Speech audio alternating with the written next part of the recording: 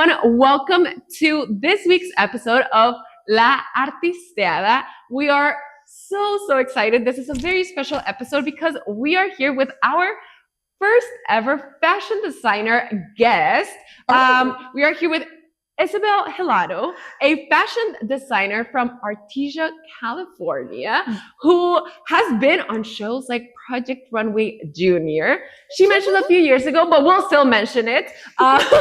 She also is the writer of the book Fashion Upcycling, which is sold in major stores, Target, Amazon, Urban Outfitters, and many more. Welcome. Thank you so much for having me. I'm honored. Beautiful intro. We're so excited. And I also want to compliment the looks. Like, of course, you are going to come looking incredible. So everyone appreciate it, please. A little fit. Okay, we would love, I always like to start with this question because I feel like, question.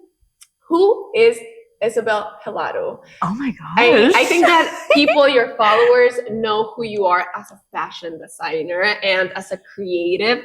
But outside of all these incredible achievements, which we'll get to, how would you describe yourself? What do you like to do? What are you passionate about? That's not related to fashion? Yes. Oh my gosh. Well, I love being around my friends and family and my boyfriend. I love being able to spend time with them and make memories. Ysabel Hilado loves to travel, loves to try new food, drink iced coffee, go to boba shops. Honestly, I'm a very go with the flow person at times. Sometimes I love to be on a schedule, but for the most part, I'm pretty outgoing, very bubbly, and I just enjoy meeting new people. What's your favorite boba? Oh my gosh. That's so hard. I feel like it changes over time, but as of right now, Thai tea boba, my favorite. That's what I've been ordering. I love that one. That was my main choice when I was back in college. I look back and I'm like, that probably was very unhealthy because I would get the 24 L. Oh, it was crazy. I would have those almost daily. So I really love that one too. Literally my favorite. It's very delicious. Okay, and then we're going to go into our section of what's on the algorithm. What has been coming up on your, whether it's TikTok, Instagram, what are you seeing right now? Oh my gosh, right now it's a lot of food on my feed. I love to eat. I love to try new things sometimes, but I love to try new food places specifically. But I think now I'm getting a lot of recipes because I really want to learn how to cook a lot better in 2025. So well, do you know how to cook? I feel like that's rare in this time and age. A decent amount, but not too crazy. Like I can make a spaghetti, you know, I could. Well, it's more than me. That's honest. I can make a good grilled cheese, you know, a little salad here and there. But I feel like we gotta check. I want to get into like the steaks. I want to make a nice little marinated chicken. So I'm getting all the recipes on my feed right now. Oh wow! And is it recipes from like a specific, like a diverse amount of cultural recipes? I think it's I think I get like a lot of different cultural runs. Okay. But right now I think it's Asian food because I love noodles too. So I'm getting a lot of recipes on how to make like garlic noodles or how to make like sesame oil and chili oil noodles. So in 2025, I'm definitely going to have to start making that. Oh my gosh. That sounds so delicious. Honestly, I am not someone who cooks. I eat salads, but just because of the convenience of it. But salads are so good. They are very delicious. But I do love watching videos of like people making their recipes. I'm like, I am an audience. I am not a practitioner. That's what I fall asleep to sometimes. Just recipes. There's this guy I watch. I forgot his username, but I've been following him on TikTok for a couple years now, and he makes Dollar Tree meals. Wow. So he literally shows you how to make like a $5 meal, $10 meal, just depending on like the scenario. And it's really cool because his recipes come out so beautiful. Like you wouldn't even tell it's from Dollar Tree or 99-cent store, RIP 99-cent store, but yeah. That's tragic. I know.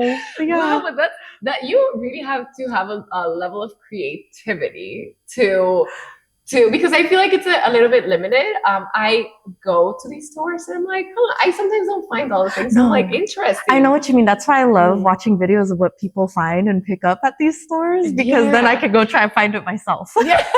That's incredible. I think that on my TikTok, like, or not TikTok, but like generally on social media, a lot of things that are coming up, I guess, like because of the season, it's a lot of stores. And I'm like, go, like, I'm pro small business shopping for these times, but I feel like the algorithm, I clicked, I was like looking for a gift, and I was like looking at like all of our LA stores, like Get a Rodeo, Born and Raised, and all the brands, all the LA brands. But not all of the other brands are coming up on like my feed. I'm like, okay, Instagram, calm down. I was looking for something specific.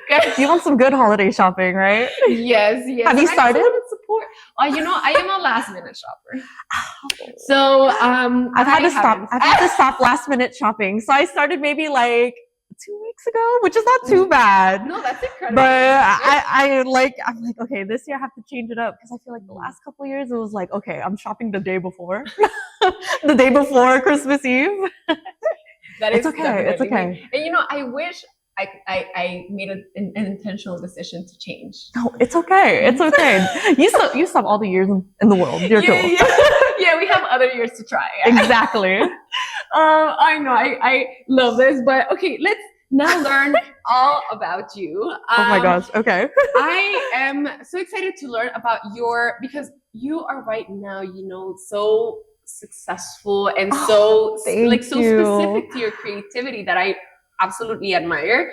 But I want to go back into when you were growing up. Did you know you wanted to be a fashion designer, or did you want to pursue a more traditional route? So I think it definitely changed over time, but fashion was always like the prominent part in my childhood, because I would always go shopping with my mom and my aunt. We would always go specifically to Santee Alley, and I would always get like, just, you know how it's all set up like boutiques. I love picking out different pieces to wear to school. And also in elementary school, I really loved Hollister, and I loved how Santee Alley remember when they had like the whole like t-shirts on t-shirts of like Hollister, or I can't remember because I'm not from LA, but I do remember the era when we were all obsessed with those stores. Exactly.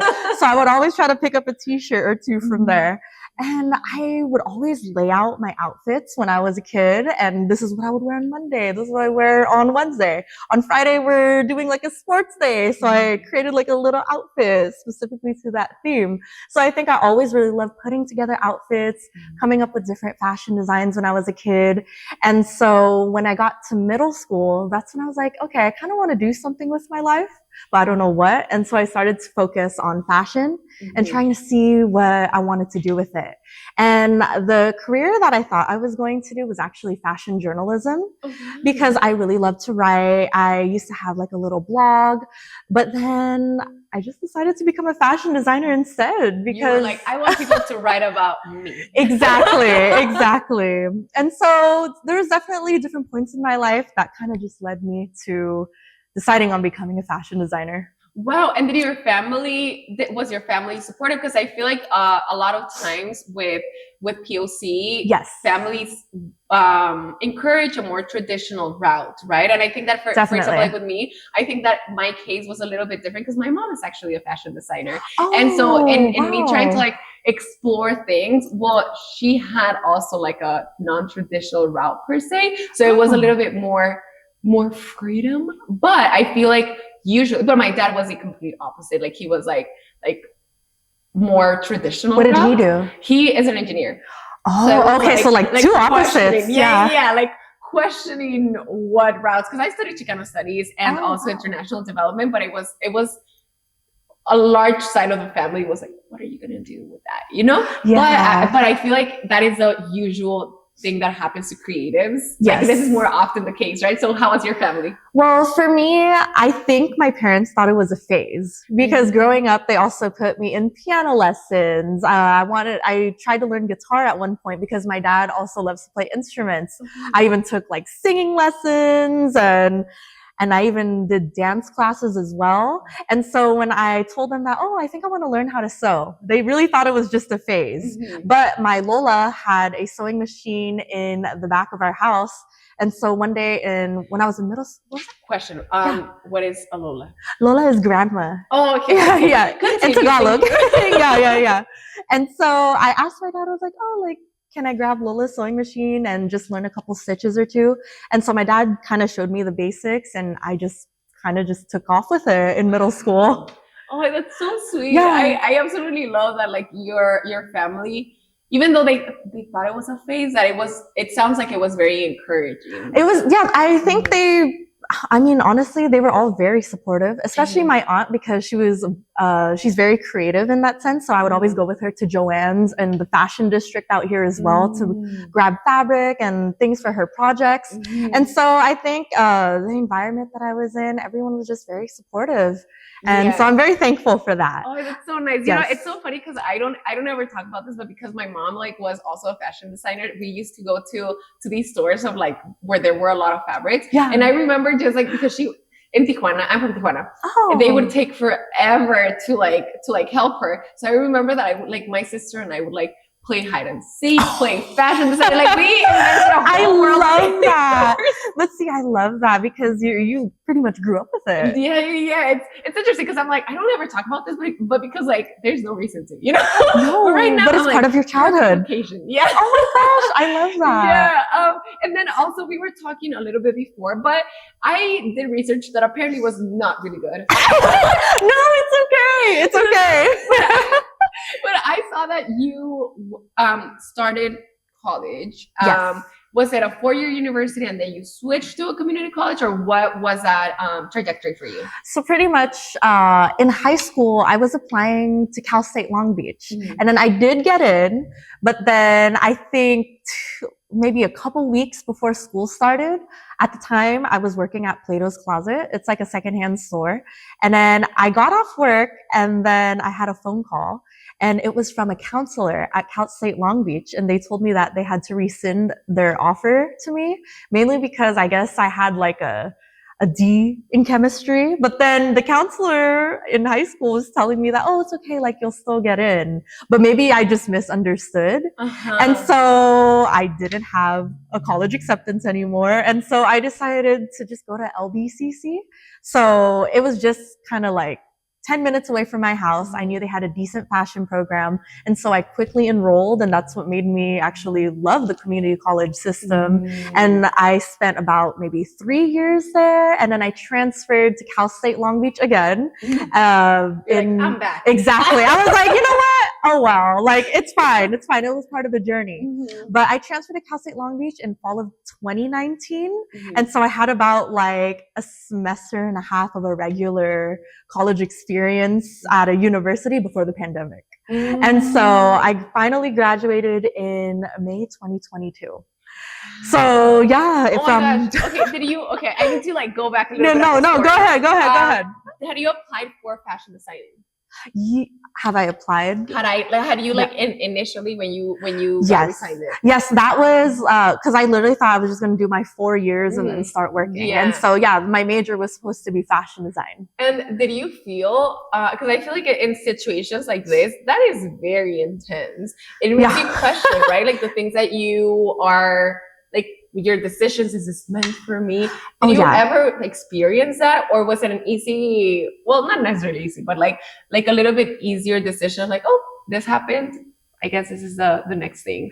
What was that process for you? At first I was a little discouraged, and also it was kind of like my first adult experience. There was no one to like hold my hand and tell me what to do, and I was like, you know what, okay, I know that my school, for some reason, didn't really push community college like that, but they were more about like going to UCs, going to Cal States. And so I was like, you know what, I'll just try community college and just see how it is.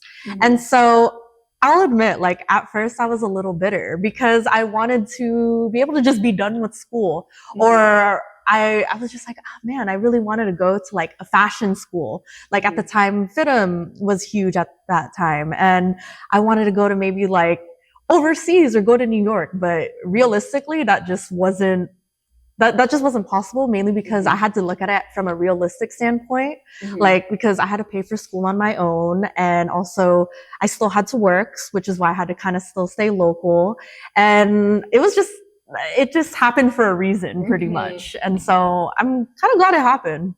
And you were 3 years in community college, and then you transferred. Do you think because you mentioned like you were happy that happened. Why were you happy? And I want to know, because I do feel like there's a large stigma on community colleges. Of course. And I think that for a creative career, honestly, I do think that it allows you the time and space for you to explore a little bit more, for you to not have like this, I need to get out in 4 years. Exactly. Right? No, exactly. And, you know, especially with community college, people are like, oh, it's a trap. It's a trap. Like, if you go to community college, you're going to be there for a long time.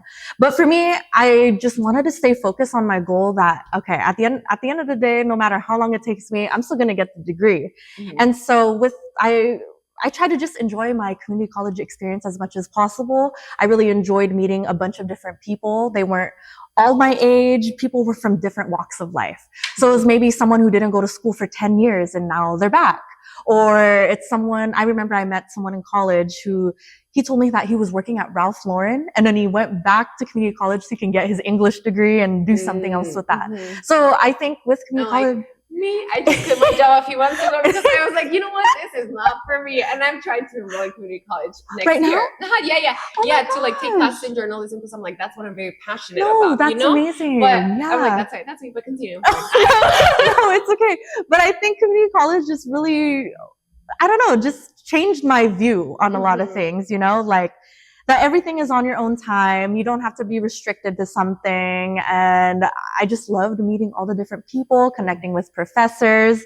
And I loved how with community college, you can take so many different classes and it doesn't even have to be towards your goals. So like I even took a child development class just as like one of my general eds, because honestly, if I wasn't a fashion designer, I would probably work with kids or be a teacher. And so I thought it was really cool that you can just learn about different things that just don't have to be about your major. Yeah. Oh my gosh, I love that. And in terms of networking, I also would love to talk a little bit about building your network in general, but specifically in this time that we're talking about.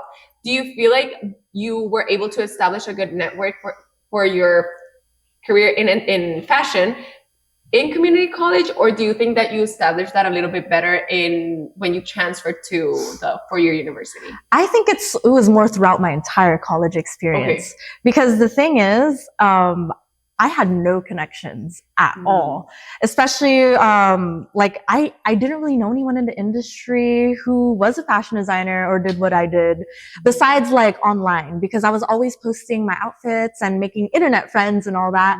But I didn't really have any connections right out of high school besides like the people I worked with or the people that I saw online.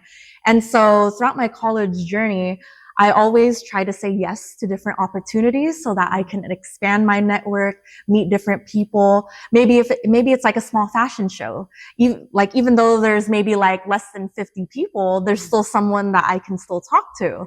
Or maybe it's having someone pull one of my designs. You never know who they're going to put those designs on. And so my entire goal throughout college was to also just connect with people, make those connections through the classroom, through my professors, through the different gigs that I do, through the different clients that I make clothes for. And so it was just built over those 6 years. Yeah, I think it's so important that you mentioned to connect with your peers, because these are people that are going to continue growing in their journey, like parallel to you, right? And I think that this applies for any creative, like connecting at your level is so important. No, exactly. And that's why I really enjoyed being in the classroom setting, because when I was growing up, I was the only one who did fashion design. My friends, I love my friends, but they weren't into like fashion as much as I was. And so finally being in those spaces where I was able to freely talk about sewing or designing with someone who was just as passionate as I was, it was very life-changing, because it's like, oh, we're all like kind of like on the same wavelength, and it's really nice to be able to connect. Yeah. I am a huge advocate for connecting with the people around you. And we're going to now go on a little break, but I would love also when we're back to talk about your first client, because you mentioned that. I'm like, oh my gosh, that's okay. We'll go back to that in a second. Okay. If you're a business owner and would like to promote your brand with our community, hit us up on our email at laartisteadapodcast@gmail.com. And thank you everybody so much for listening. Make sure to subscribe and connect with us on social media. We would love to hear from you. And now back to the chit chat. We're back from our very short break. So we were talking about your first client. When was that? Who was it? Oh my gosh. I would say I got my first couple clients when I was in high school. What? Mainly because when I mentioned that I first started sewing, I was also very active on this website called Tumblr. And Tumblr was huge. You can I mainly used it for fashion and trying to see what the latest trends were, seeing what my friends were up to, things like that. And a photo that would always come up was a pocket tee. And these pocket tees had different prints and colors on it. And I was like, you know what? I think I can recreate that and sell them and I could make a whole business out of it. So I ended up doing like a little pocket tee business. So I would say like my first clients were like all my friends and my family who wanted an order of pocket tee for me. And then excuse the ignorance, but what is a pocket tee? A pocket tee is pretty much just a plain t-shirt with a pocket on it. Oh, wow. Literally. And then so I would go to like the local craft store, pick out a couple patterns, and then I would just cut them out as a pocket, sew it on the t-shirt, and that's what I would sell. Oh, wow. I think I would sell them for like $15. Oh my gosh. $15 to $20. You know, it was great because I was still 14, 15 at the time. So it was great to like get some movie theater money or snack money after high school. And so, yeah, those were like my first couple clients, just my family and my friends. Well, those are the ones that you need to start your business, but you were a businesswoman. I absolutely love this. Thank you. Yeah, that's kind of like where I started. And I think after that too, I just started to make, I remember I did a couple like homecoming dresses for a few of my friends as well. So I made like, I think I like on Instagram, I said, oh, I'm making a couple of like, I think it was some sort of like baby doll dress with like, I think it was out of velvet material. And then I had friends order it for homecoming, which was really nice. And so it was cute that like some of my friends were wearing it to their own dances.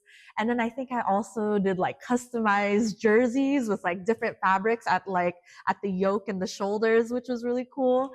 And so, yeah, I'm very thankful for my first clients that were all friends and family. Oh my gosh, that's just so encouraging. Yeah. And you know that like people, because I think there's like this, I guess, like line, right, of like when people start supporting you, and then when people start liking your product. Exactly. And it can be both things, but like I think that people usually tend to start buying things to support. But that's so cool that you started to get requests for like all I know, these different things. exactly. And so that's why reassuring too, no? Yeah, so it was really nice to start doing custom orders and starting to get to know how to make things for people specifically, how to tailor it to their body types, how to make it look flattering on them. So it was such a fun experience when I was experimenting and seeing how just to design for other people pretty much. Yeah. Oh my gosh. I absolutely love this. And then also I think that at least from the outside, right? We see that your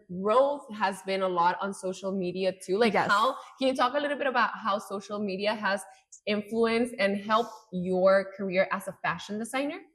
So when I first started posting on social media, I think I started my online blog when I was a sophomore in high school because blogging was such a huge thing back then. There were a lot of different bloggers that I looked up to and I just wanted to be like them. I wanted to be able to showcase my outfit. So I would write about my outfit of the day in high school. So I would take a picture against the wall, have my best friend take it. Then I would post it straight to Instagram and be like, okay, this is what I'm wearing this week. This is what I wore today. So it was really fun to be able to document that. And then I would also document my DIYs. So maybe I would talk about the different sewing project that I worked on that week. And then so slowly as I started to just post about what I was doing, all like pretty much everything that revolves around fashion, I would always post about it. People started to come and resonate with me. I started to build an audience, have people start to follow me. And so that's where I started to really build that community in high school. And so I think my main goal when I graduated high school was to make a name for myself. And so that's when high school. Yes. I was not thinking about Yeah. any of these things in high school. Yeah, because when I got to college, that's when I really wanted to actually start growing within my community, within my city, and it really worked, honestly. So I really tried to stay consistent, posting from high school to now. And so a lot of the people that see me or I talk to, I really appreciate the ones that have been there since day one, and then like, to now. Shout out to Erin. They've literally seen it all. And so I don't know, I feel like social media, it just really helped me a lot. It expanded where my content goes. I've been able to connect with people worldwide. I even, like, when I opened my website up to sell my clothes back in July of this year, my very first client was from Nebraska. Or the very first order that I got on my website was from Nebraska. And it was someone who was just waiting for my website to open. And literally, I remember I was so stressed. Me and Justin, we were like, oh my gosh, like, I don't know. I was just freaking out, and he was telling me to calm down. And then literally, like maybe 5 minutes later after my breakdown, someone ordered, and then I just started crying. And so it was just crazy. Like, people have been following me throughout all these years, and they support me. And so that's do you have any other like country that you're like, how are people seeing me here? Because I think that with the podcast, sometimes when I look at the statistics, I'm like, who is listening to us in Ecuador, or like who is listening to us in this place? And it's like, wow, like people are listening to us somewhere else, and it's just shocking to me. Do you have like anything like that? Oh my gosh, you know what? I think right now, South America. Wow. South America, a lot of different like countries in there. That's what I've been seeing in my feed, like in my analytics for some reason. I think I've even gotten Australia a couple times, out in, I think even Philippines, definitely a lot, because especially since I'm Filipino, I get a lot of Filipino followers as well. But sometimes it just varies. I even gotten like Africa. So it's like, it's definitely ranged worldwide. It's so crazy. Oh my gosh, that's so cool and so inspiring, you know, to know that like people are loving, like people are following you because they love your style, they love what you do, and it's beautiful to know that these like people are everywhere loving what you do, you know? It's crazy because when I post, I don't know, I look at social media as just a way to express myself and just show off my style, my designs, maybe even educate people on how to upcycle and how to sew and all that. And so it's crazy to see how far my content has gone. Yeah, and talking about your content going far, I also saw that you were on the Drew Barrymore show teaching people how to make knot bags. How do you feel when opportunities like this come up, right? Oh my gosh. With that specific opportunity, I think that video went viral on TikTok. And then they were like, oh my gosh, we really love this video, but can you film it horizontally? And I'm like, sure. So I remember, so I refilmed the entire thing, and I literally forgot about it for 2 months. And then they emailed me literally a day before it was going to go out. And they're like, oh, it's going to be on the show like tomorrow. And I'm like, oh, okay. So the next day, I went on the cable, I turned it to the channel it was on, and then I literally heard her say my name live and everything. And so you really never know who's watching. People from the Drew Barrymore show. That's literally how I got the opportunity for my upcycling book, because the editor was watching me on TikTok, and she saw that I graduated college and was like, oh, do you have time for an upcycling book? And so it's so interesting to see the different people that follow me and the different opportunities that are out there. So that's why I always try to stay consistent. Oh my gosh, can you talk? I had a specific question about your book and talking about like the creative journey behind it, because I think that sometimes we don't know what other venues we can use to like promote our creativity, right? And I think that you have very like knowledge that you share, and I also think that your audience likes to see and follow you because you share your knowledge. So can you talk about your like creative journey when writing this book or creating this book, and like talk about that process. So writing a book was never really part of my 5-year plan. It would have been cool, but I never thought of it. I never thought it was going to happen so quickly. And so pretty much I just graduated at Cal State Long Beach. I thought I was going to have finally a summer where I don't have any homework. I could just chill. I could go places, just finally a chill summer. But then the editor, she saw me on TikTok, saw that I graduated, was asking if I was interested in writing a fashion upcycling book. And so I remember, I think I took a couple days to just answer because I'm like, very interesting. Might as well just hop on a call and just see what she has to say. And so I ended up liking what she had to say, and I sent in samples of my writing because at the end of the day, it's a book. Yeah, I had to brush up on my writing skills and all my English skills and everything. And then they ended up saying like, yeah, let's move forward with it. And so that was July of 2022. I really started working on it towards the fall and winter, and then I finished it in March 1st, 2023. Oh, wait, no, 2020. Yeah, 2023, because that's when I had to turn everything in. And so throughout that process, it was, since they're an independent publishing company, a lot of the work the authors have to do. And so I literally sat every day, wrote it on my couch. I remember when my friends wanted to hang out, I would bring my laptop with me. I would work on it on their bed. I would work on it in the car. Me and my boyfriend, he shot all of the photos in the book when I was behind the white backgrounds, checking out the before and afters of the pieces. And then I gathered my photographer friends and models that I've worked with in a past fashion show, and they all modeled the clothes and everything. And so there was a lot of love behind the book, a lot of, I would say, people from my personal journey as well that I was able to bring into this book and be a part of it. And so with the projects that I chose for the book, I chose about 24 projects that were all easy to understand, and you don't have to use patterns. I think a couple of them have patterns, but I made it so simple where it's like, oh, like it's your choice if you want to use a pattern or not. And so I want people to, did you want me to get No. Okay. But pretty much with the projects, people are able to freely express themselves and use whatever items that they find in their closets, at the thrift stores. And so, for example, I have a project where you can split a sweater into two. They don't have to use a sweater, but they can also use a long sleeve t-shirt.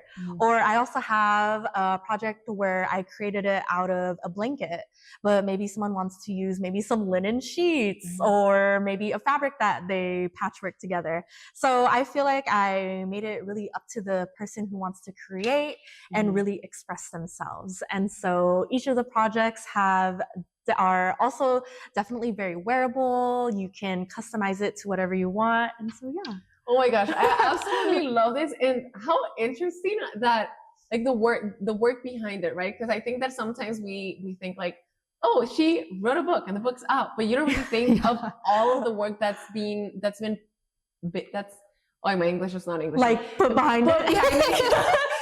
that is put behind it, you know? And so it's so interesting also that you graduated and this opportunity came up for you. And what I want to also emphasize is you said, I wasn't sure, but I just heard her out. And I think sometimes when we can get scared of opening the doors for opportunities because they're unknown or we don't see the value in it. Exactly. But it's so important to maybe just open the door and listen. Exactly. So I'm really glad I took the risk, and they are such an amazing publishing company. They helped me with like editing the book, and I think one of the editors, she also knew how to sew, and so it was really helpful whenever I would write everything out that she understands and I made sure that it's understandable to like a completely beginner person who has never sewn or upcycled before.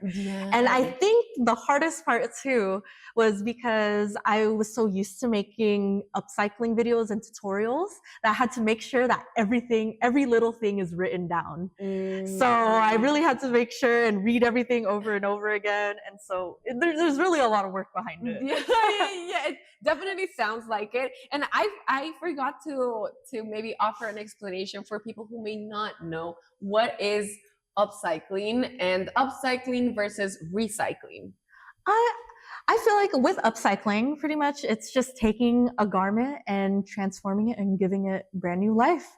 And I feel like with recycling too, I feel like they're kind of interchangeable in some way. Okay. Interchangeable in some way because you're pretty much just taking something that maybe you would have discarded or donated, and you're making sure it has longevity in your closet or with whatever you're using it for. Mhm. And so upcycling, you can really put a lot of creativity into it, and you don't really have to spend a lot of money because a lot of these pieces are just in your closet. Like maybe it's a t-shirt that you haven't worn in like 5 years, but you don't want to throw it out. So you can upcycle it to maybe a crop top or something that you will wear more. And so, yeah. I think, yeah, that's true because like upcycling and recycling, it's all kind of the same. Just upcycling, I think.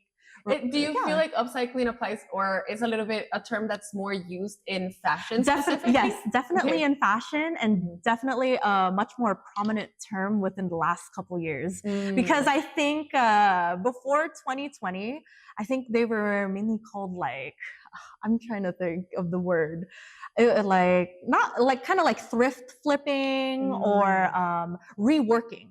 So the word was always like reworking pieces or reworking clothes. But then after 2020 and with like TikTok and all the social media, people started to call it upcycling or fashion upcycling. So the term has definitely changed as well. It's so interesting that you were passionate about this. My passions have, I guess, like shifted throughout the years, right? And I think at the core, it's probably the same thing, but just trying to figure out where to channel that passion. But it seems like you, from high school or from a young age, you were already like studying what you are doing now. So it's really cool that you see the trends changing and all these things changing because you've been on this like for long, but also you're still so young. So it's like, wow, I have to remind myself that sometimes because I'm only 26. So sometimes I feel like, oh my gosh, am I doing enough or am I doing too much? And so I just have to remind myself I'm on my own time. No. We absolutely love this. And I would love to talk also about sustainable fashion. Yes. Could you give us your definition of sustainable fashion? Oh my gosh. So sustainable fashion, pretty much, I feel like it's a world. Sustainable fashion is a world, and especially because the fashion industry is one of the biggest polluters in the world. I think it's number 2 because of all the textile waste. Fast fashion is a huge factor. And now sustainable fashion is such a huge thing that the industry is moving towards. So under sustainable fashion, that could be maybe slow fashion, where when it comes to slow fashion, you're more curating your clothes and your closet. You're not buying as much. You're pretty much saying no to fast fashion, like those stores like Fashion Nova, Forever 21, things like that. There's also, like under sustainable fashion, there's also secondhand fashion, where maybe you're buying your clothes from thrift stores, secondhand shops, maybe curated designer stores that are also secondhand. And so sustainable fashion just there's a huge umbrella of things that can go under that. And I would love to talk also, because I'm very passionate about specifically talking about sustainable fashion, and then also sometimes it's inaccessible, right? And so where do you think, and I say that I think it's sometimes inaccessible because I do think that a lot of the brands that are sustainable tend to be very expensive. Exactly. And so, and I think that like for lower income communities, fast fashion is sometimes more than anything a necessity, right? I wonder what do you think is the way for people to balance how they exist within fashion, and also because we love buying clothes, we love looking cute. It's all balance all those things. It's all about limiting your consumption and making sure that the pieces in your closet are something that you want to wear and will have longevity with your style over time. And so with fast fashion and the trends that are always changing, people are always feeling like, oh, I really need to buy this coat because I saw it on 10 other influencers. Or, oh, knits are trending, so I need to buy like 50 knit sweaters, But it's all about knowing your personal style and having the pieces in your closet that you know you can wear over time. And so you don't always have to buy the newest things. You don't always have to consume. And so it's all about just consuming less. And if you do shop fast fashion at Forever 21 or Fashion Nova, make sure it's pieces that you know you will love, and make sure that it'll just last in your closet over time. Yeah, I've been having to, like, sometimes I stop myself on TikTok because TikTok does a great job at selling fast fashion. There's, I know. Dress that I'm like, oh my gosh, I would love that dress. But I'm like, realistically, would I wear that? No. Exactly. Like, especially in 2020, there were so many micro trends, so many different trends that only lasted maybe 2 weeks, and then the next trend was happening. And so it's very important to really think if you want that item or not. Do you only want it because you saw it on an influencer, or do you want it because you really resonate with the piece, you know? Oh, I love that. Do I resonate with exactly.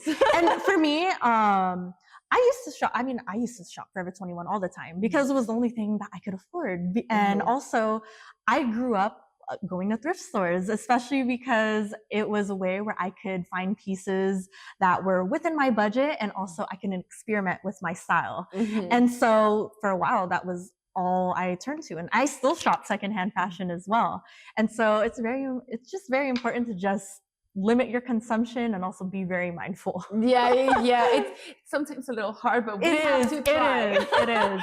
And I would love also, just as we start wrapping up, who is someone that you would love to work with, like, next in your career? Oh my gosh, like celebrity wise, or whoever. what? You can categorize if you want. I love Zendaya. I think she's a fashion icon, and I would love to dress her. So I want to get in touch with Law Roach one day and have him pull something for me. Rihanna is also my number one. I feel like she is the queen of street style. And so I really want to see a piece on her from me. I've been loving Sabrina Carpenter this whole entire year. Oh my gosh, I just love everything about her, and I would love to design for her as well. So those are like my top three. I know I'm probably forgetting a couple, but my top three right now. You chose very iconic top three, so I think you don't need more. Oh my gosh. Now these are see. icons, you know? We'll see. And lastly, do you want to, would you like to give some advice to people who are on their creative journey, just trying to maybe grow in, I think that you've been really good at sticking to, like, your purpose, right? And sticking to the things that you love. Can you like give advice to people who may want to, are maybe lost in the journey and need a little bit of redirection? What would you tell them? Okay. So for anyone in their journey right now, I think the most important thing to remember is that you always have to be teachable. There's always something to learn. Even as a fashion designer today, there's still like 10,000 things that I still want to learn for myself. And so, like, you don't always know everything. And so there's a lot of different books, YouTube channels, different blogs that you can read that can help you in your creative journey. And so that's why I always that's why I love watching informative videos and seeing, and also hearing other people's takes on fashion and the trends and all that. So I always love to learn and stay teachable. Another thing that also could help you on your journey is also just remembering to experiment. So never let that spark go. And especially during my early college years, or just throughout college in general, I really took those 6 years as a time to experiment with finding my personal style, finding my design aesthetic, which took a long time to finally hone down. But for example, I thought I wanted to be more of like a bohemian designer, but at the end of the day, I am more of a streetwear designer. I love contemporary fashion and things like that. And so always experiment and never forget that. And another thing is to don't monetize your hobby too quickly. Because I feel like, you know, when someone finally learns how to knit or sew, people are like, oh, can you sell this? Can you sell this? Or, oh, can you make this for me? But you don't want to monetize too quickly. Otherwise, that kind of just takes away the passion. And so really fall in love with your craft, fall in love with the technical skills, really experiment and build. And so, yeah, those are, I know that was way more advice. That was like three things. No, but this is actually incredible advice. I'm like, yeah, taking notes. No, this was great, Ysabel. I am super honored to have learned so much, honestly, from this conversation. I think that you are a fashion queen, and you're also a very wise creative. Oh, thank you. I think this was such a beautiful conversation. So thank you. Thank you so much. Thank you. And thank you everybody for listening to yet another incredible episode of La Artisteada. Make sure to stay updated on our social media with everything that we're talking about there. But thank you so much for listening. Until the next. Thank you. Yay. Thank you for tuning in to another episode of La Artisteada, a media collective for global culture shapers. Make sure to subscribe and let us know how your art is impacting the world around you on our social media channels.